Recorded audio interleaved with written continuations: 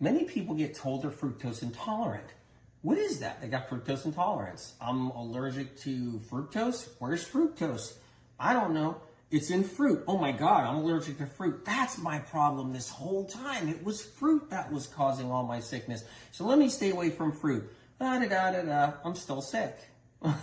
And that's what happens. People still stay sick. They can avoid all the fruit they want, but they're still going to be sick. Yeah, they're still going to believe they're fructose intolerant, and that's a great mistake. So let's go into that a little bit. So how does it even come to be? First of all, to begin with, no one's eaten enough fruit in their life to actually even classify as a fructose intolerance issue to begin with. Like, how much fruit does people eat? Do they eat like a banana in a lunchbox? Do they have that lunchbox apple at the office? Like, how much fruit are we talking about? Like, are people eating fruit all day long? No, they're not. It's like, no, hold on. No, pizza party? No, I'm eating a bag of fruit. Don't worry. No, wait, somebody's birthday party? No, I brought a bag of fruit. I'm not going to have any cake right there. You want to go out to dinner? Sure, what are we going to get? Steak and lobster? I'm bringing just a bag of apples and plums. That's what I'm going to bring here. So people don't have a fructose intolerance problem. So how does it even show up like that? Okay, to begin with, the test is faulty. That's to start with right there. Why is it faulty? It's as faulty as a lot of other tests. They're basically just inflammatory markers showcasing something's wrong in the body, but they're blaming fruit on it this time. So let's go into this. People do have insulin resistance, and they actually also switch the insulin resistance as being part of fructose intolerance, but that's not accurate either. Everybody's walking around insulin resistance, and I'll tell you why they are. Because what they're doing is they're having sugar and fat combined. So here we go.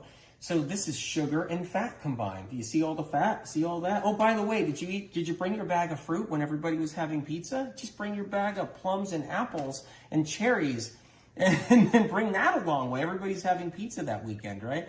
You brought a bag of fruit. No, you didn't bring a bag of fruit. That's the whole point. So we got all kinds of fat here, right? Cheese, all that cheese. And guess what? There's lots of sugar and dairy too. Oh no.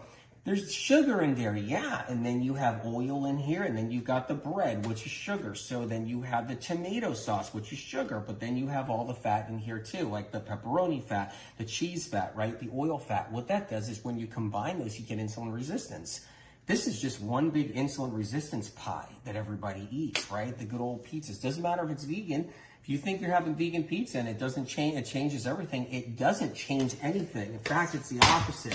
It just stays just as much like that because of all the oil and fat. So let's go into, oh, I got a vegan pizza right here.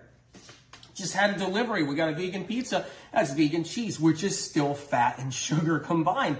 Wait a minute. We have a corn crust this time, a gluten-free corn, a rice crust, still sugar. There's still oil on here, lots of olive oil. So there's the fat. So you can't win. You're still dealing with the fat and sugar combined. And when that fat and sugar is combined, your insulin can't bring sugar into your cells. And so you get resistance, and that happens. So then the fructose intolerance person is like, whoa, I'm fructose intolerant. And the doctor's like, yeah, and it's giving you all that insulin resistance, all that fruit you're eating. It's like, really?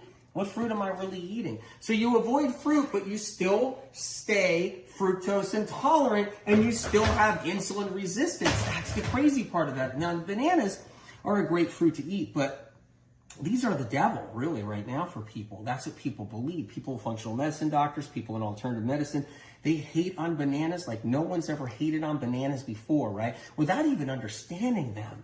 Bananas are actually a healing food, not a hurtful food. In fact, if someone just who was fructose intolerant, supposedly, they were diagnosed with fructose intolerance, if someone just ate bananas only, problems would start going away. Things like brain fog and all kinds of other issues, but they just don't know that. Instead, if they do eat a half a banana and that's all they eat is just a half a banana, right? And that same day they had all kinds of pizza and other stuff or whatever it is, or burritos or even avocado, they're creating insulin resistance because they're having a half a banana with the fat that they're eating, and you combine it, you still got insulin resistance. And people don't really know how to lower their fats and bring in fruit. And when they bring in fruit and lower their fat intake, whether they're plant-based or animal-based, what happens is your insulin resistance drops, your fructose intolerance issues go away on the blood test, which is just an inflammatory marker anyway, and things change. So anyway, something to think about, you guys.